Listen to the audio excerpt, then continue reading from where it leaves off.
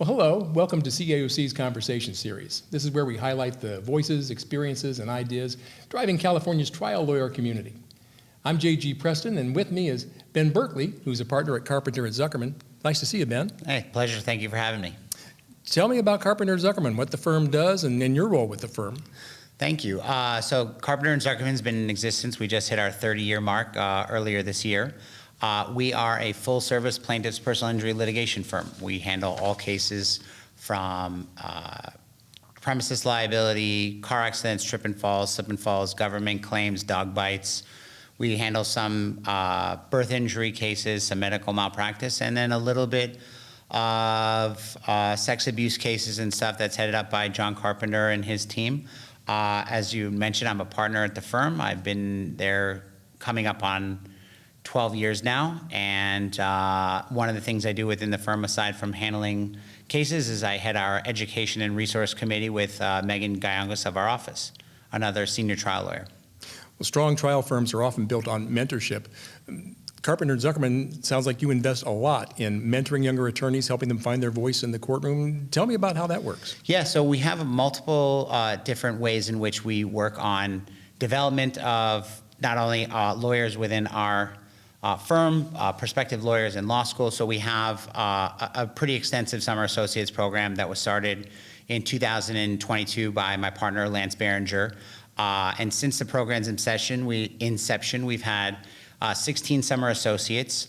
4 have become full-time lawyers. We have 2 post-bar clerks waiting on bar results, and we've had some tremendous success. In fact, the first summer associate, Carson Dudick, has now become the head of the program and is running it herself and in its 3rd or 4th installment. And so it's been a really great way in which Carpenter Zuckerman helps identify talent within the community and has an extensive curriculum and program to go over all aspects of the legal field, whether it's pre-litigation workup, whether it's filing a lawsuit, taking depositions, conducting discovery. We have a full curriculum for our summer associates. And then for the lawyers within the firm, we have a weekly trial warrior session, which is every Thursday for 2 hours in the afternoon. It's mandatory for all lawyers, and the lawyers in our Seattle office and our Bellevue office, they Zoom in. We record all the sessions, and then each week we present a different topic. We have workshops and just ways in which we continue the education for the lawyers within our firm. That's a pretty impressive time commitment that you put into continuing to develop your newer and your older attorneys. Absolutely, and I think one of the things that the senior level, senior leadership at the firm is so find it so critical to have development of our staff and ongoing education. We'll do workshops. Specifically, the last 3 weeks we've had deposition workshops for our rising attorneys who just passed the bar, and we're proud to say that 4 attorneys who are our summer law clerks and summer associates passed the bar and are joining us. So that was very exciting. And so we've done workshops on taking depositions, and we created fact patterns. We had attorneys play the role of the defendant. We had attorneys play the role of defense counsel, and we went through different scenarios in which, how do you handle this objection? How do you handle a witness that's over answering the question or being evasive? Just giving them real practical experience on how to litigate and work their files, so that when they become lawyers, when they continue on with their practice, they have the experience that's necessary when you just may not get it, 6 weeks out of law school. Right. Well, as I think you know, at CAOC we have a new lawyers division that's specifically for attorneys who've been in practice 10 years or less. What are some ways that newer attorneys can get real life hands-on experience in the courtroom, working with clients? What are things they can do? There's multiple ways in which, our firm works with younger lawyers and lawyers with 10 years of experience or less. We co-counsel on a lot of our cases that come into the office, and when you co-counsel with our office, we have the option that, look, give us your case, let us, and you want to know when the check comes in, or you can sit in on every single deposition. You can be a part of every discussion on settlement. You can be a part of the mediation. You can be part of the preparation of the plaintiff for the depo. So these lawyers who may not have the ability to get these hands-on experiences can work with partners at our firm, associates at our firm, to get that hands-on experience. And I would advise lawyers, go to the courtroom. Don't be afraid to take a case to trial. Go observe your peers in trial. Go, put on your local listserv. Anyone have a depo of this doctor that they're doing? Anyone have a deposition of a PMQ that they're doing that I could sit in on, or I can read a transcript? Ways in which you can get that level of experience and be a part of it and work with somebody else and just collaborate. I think it's super important. Well, this is high-stakes work that you and your firm do. I mean, every case is vital to the plaintiff involved. And nobody's perfect at this coming out of law school or right away. So what do you do at Carpenter Zuckerman to be able to give constructive feedback when it's necessary, but also not discourage the attorneys involved? Absolutely, and I think it starts with having proper standard, operating procedure, and having a methodology in which you handle your cases, having checklists to go over, making sure that you follow the protocol in the right way so that it's almost foolproof, which it never will always be, but in a way you put up the guardrails that if you follow this, methodology, if you follow these SOPs, you'll get to the area that you want to be in. Now, there's going to be bumps in the road. There's going to be times in which, hey, I'm coming up on a deadline, or what happens if I miss this deadline? And you just have to adjust. But what we've done at our firm is we've created really significant standard operating procedures, which was headed up by my partner, Lance Behringer, who's created, a litigation checklist, what you need to do every step of the way, what reviews need to be due, what the timelines are. And we hold our associates to these timelines. We hold our attorneys to these standard operating procedures and these protocols, because if they're followed, the results will come. So you've given them the guidelines, and that way they know, they've got the roadmap, they know where to go. The roadmap is created, the map is there, the little treasure is at the end, it's very clearly there, and we give the steps to get there. Now, of course, it takes time, it takes experience, and there's gonna be trials and tribulations, but for the most part, if you follow the standard operating procedures, if you do the right work, if you go the extra mile, you do the right reviews, you follow it the right way, the results will come. Now, how many attorneys do you have firm-wide at Carpenter Zuckerman? We're at over 40 attorneys now, on California and in Washington State. So how many different physical offices are involved? So we have a handful of offices in Southern California. Our main office is in Beverly Hills.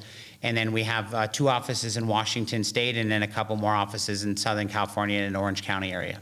So with a firm this size, it's got to be a challenge to have that sense of firm-wide camaraderie and mentorship. And you've touched on some of the ways you tried to keep that together. One of the best attributes I think that our firm has is that we have a wealth of knowledge and resources with lawyers of hundreds of years of experience together. And what we find is our best way in which we work is collaboration. And so the attorneys, if there is a unique legal issue that they have, we have an email, attorney-wide. Hey, anyone encountered this situation? Anyone deposed this doctor? Anyone ever opposed this motion? Anyone see this legal issue? How do I deal with X? How do I deal with Y? And you'll always get responses. It's such a collaborative nature in which we work, and that's where we foster the best results. And that's why even though someone is 100 miles away in Orange County office, I still feel as though we're communicating and we're collaborating. We have our weekly sessions, and so that's a way that even though someone's 2 blocks away in an adjunct office, you do get some FaceTime at least once a week, and we try our best to make sure that the attorneys get FaceTime with each other and with the staff so that we're working together collaboratively to make what is a big operation feel still like a family. And it sounds like your attorneys walk in day one knowing that that's the expectation, that you will all work together and help each other. Absolutely. I don't think that you can really navigate this legal field or this or law at all without leaning on your peers, leaning on mentors, leaning on different people to assist you throughout the way. I mean, I started at the firm, I was sworn in December of, 2023, and then I started in March of 24. And so, 14, excuse me. So, I mean, I went in knowing that I don't know anything. And I think what was unique to my experience, I think what was really helpful for me is that I was a sponge. I would ask questions. I would meet with different partners. I would just make the efforts to communicate and find ways to learn the things that I didn't know. I would take it upon myself to try and research. I would try and read articles. I would read, I would research medical issues that I had no idea about, that I would read in a report, and then go see someone with more experience say, hey, this is what I did to try and figure out this issue. This is where I'm at. How can I get to the next level? What is the next resource that I can use? What's the next article I can look at? What's the next seminar that I can attend? Where can I further my skills? Because this is your career. Mm-hmm. And yeah, you can clock in the morning and clock out at night, but if you're not doing the extra work to advance yourself in your career, then you're really going to be handicapping yourself. And so for me and the other lawyers at our firm, we're constantly pushing each other to try and learn more. And I'm learning day to day still, even as a 12, 13-year lawyer. Mm-hmm. Well, it sounds like you weren't intimidated coming into this process. I didn't show that I was intimidated. I think there obviously is a level of intimidation when you go into a field where I had no idea about medicine. I had no idea about injuries. I had no idea about MRIs or X-rays. And yeah, there's a level of intimidation. But if you know what you don't know and can embrace the fact that you don't know it and that you can learn it and that everyone around you understands that you don't know, and that you just work towards development and you just improve each and every time, then it becomes less and less intimidating. And it sounds like you were in a culture where it was okay to ask. You didn't have to be afraid to admit what you didn't know. And like I stressed before, the collaborative nature of our firm is one of our best resources that we have, in that no one is ever shamed for asking a question. No one is ever, kicked out of a room, when they come into the question. Paul Zuckerman, the managing partner, his door is open all day, every day. Mm-hmm. All the other partners, they make themselves accessible to the associates. The associates make themselves accessible to other associates. The law clerks come to the lawyers. Everyone works together. Well, it's clear that you're working in a culture that values mentorship. Who were some of the mentors who helped you get started in your career, and what did they do to help you?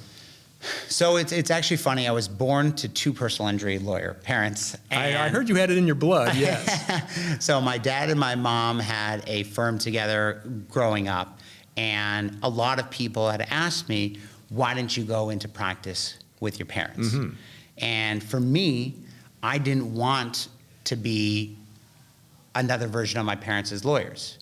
I didn't feel as though I can expand my knowledge in a way that is going to make me the best lawyer that I could be. No offense to them. And they totally agree. Mm-hmm. So when I went out and joined a firm that was large and that gave the opportunity and the resources to develop, the sky was the limit. I started working with Steve Mazza back in March of 2014. We still work collaboratively together, and I would say he was my first big mentor at the firm. He taught me everything I knew about the Code of Civil Procedure, about evidence, about filing motions, about meeting and conferring, motions to quashes, meeting and conferring on subpoenas, everything from A to Z on civil procedure. I give all of the credit in the world to Steve Mazza. My partner, Pej Ben Cohen, who's our trial partner, him, John Carpenter, they helped develop me into a trial lawyer. I'm proud to say I've tried 30 cases for the firm. I happily got my largest verdict back in the end of August up here in Alameda County. And so, they walked me through. Pej Ben Cohen was the person who started the Trial Warriors program back about 5-6 years ago. And it was his way of teaching the younger associates about trial skills and practical trial usage. So we did a lot of mock voir dires and direct of the plaintiffs, crossing an expert witness, doing expert depositions. Robert Ungen, is the master of cross-examination of a doctor. He's helped shape me into the professional I am, and I've just been around this wealth of knowledge and mentors within the firm who now I'm happy to call my partners. It's a tremendous, tremendous thing that I've been, exposed to, and I couldn't be more grateful. And how has that influenced the way you treat younger attorneys and newbies? I coming from that system where I was provided the mentorship that was needed to get where I am today, mm-hmm. I value mentoring the next generation of lawyers more than anything. And they like to say that I went through the Mazza track, and so I'm trying to do my best to mimic that and modify it so that the lawyers who come through my team and the lawyers that work with me, when they advance within the firm and start to have their own caseloads and handle their cases, can say, I've learned from Ben Berkley. I've learned the Carpenter and Zuckerman way, how to handle these cases. And so for me, it's critical to mentor, to be a resource, to be available. My cell phone's on my email signature, my cell phone's on my business card. Anyone can contact me, and I'm always available to answer questions. I just take a tremendous amount of pride in being a mentor and being a resource for any lawyer, older than me, younger than me, same experience. Well, it sounds like at Carpenter and Zuckerman, you had to kind of create this fostering environment, this mentoring system on your own. I mean, have other firms now come to you for advice on how to do the same thing for them? Absolutely. I think we've had a lot of success working with solo practitioners, younger lawyers, within a few years of practice, who come to us and say, hey, can you teach us your ways? Can you mentor us on how to handle this? And this starts from the top down. Almost, once a day I see a younger lawyer in Paul Zuckerman's office, and Paul is walking them through, this is how you do your letter of representation. This is what you do when a premises case comes in. This is the evidence that you need to procure. These are the people that you need to talk to. This is how you handle your statute book. This is how you review your files. At least once a day, wow. I see that. And so when from the top down of your firm, you're seeing that, how can you not thrive in that same environment? How can you not develop it on your own? So we continuously develop these ways in which we educate not only the lawyers of our firm, but work with firms that we either co-counsel with or we just straight mentor. And so we're getting a lot of younger firms that come with us. And then our standard operating procedures, a lot of firms have come to us and asked, can you send us over your SOPs? Can you advise us on how our litigation department should run like your firms? And so it's been a tremendous compliment. But it's a big responsibility that we're happy to undertake, that we want to be the leader in the community in terms of developing your own staff, mentoring your own lawyers, and mentoring others within the community. At what point in your childhood did you understand what your parents did for a living? It's an interesting question, because my dad started off as a personal injury lawyer and then made a transition to a convalescent home administrator. So my grandfather had developed the convalescent home in Lancaster, California, down in Southern California. And so for a long period of time, he stopped practicing law and he started doing that. And then when I was about maybe 10 or 11, he resumed doing personal injury law again. I would hear him I remember very vividly him practicing a closing argument for one of his trials that he had. And so it was kind of in that time period that I had a general understanding about what they did and the kind of work that they did. And did that make you want to do it too? Or did you think about doing something else for a living? I think the last thing I wanted to do was be a personal injury lawyer. And I think the whole goal of it was that, my parents wanted me to be my own person. Sure. And I don't think that they ever pressured me or asked me to be a personal injury lawyer or even be a lawyer itself. I think my mom's still upset I'm not a doctor. So, but at that point, I wanted to, everything in my mind just was pushing towards being a lawyer. I couldn't think of myself doing anything else. And then when I got to law school, I thought about maybe I was going to do criminal law, maybe I was going to be a sports agent, all these fantasies about what you wanted to do. I thought I was going to do business litigation, and then I just happened to be in the same job market where everyone was deferring, starting a job and going into law school. So I was just firing off resumes left and right, and I got picked up by Carpenter Zuckerman. They were one of the first people that interviewed me. I interviewed, and then the following Monday I started, and that was really it. Well, do you have any kind of final thoughts about trial lawyers and our pursuit of justice for all? Paul Zuckerman says this best: the second you walk into the courtroom, you've won. The insurance company, the defense, knows that you're there to stand up for your client. And that no matter what their offer was, whether there is an offer, that if it's not to the level of satisfaction and justice that your client deserves, and you're willing to go to bat and fight for that client, then you've won. And even if the result doesn't pan out the way you want it to or the way your client wants, they know that you've fought for them and that you've put it all on the line for them. and in the pursuit of justice to take that step to say to the big bad insurance company that's, you know, offering you 30 cents on the dollar of what your case is worth, that I'm not going to take that. My client's not going to accept that, and we're going to put it in the hands of 12 of our peers.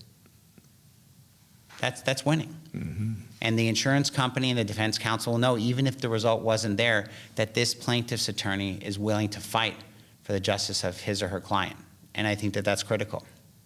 Well, Ben, it's been a pleasure talking to you. Thanks for your time. It was my pleasure. Thank you so much for having me.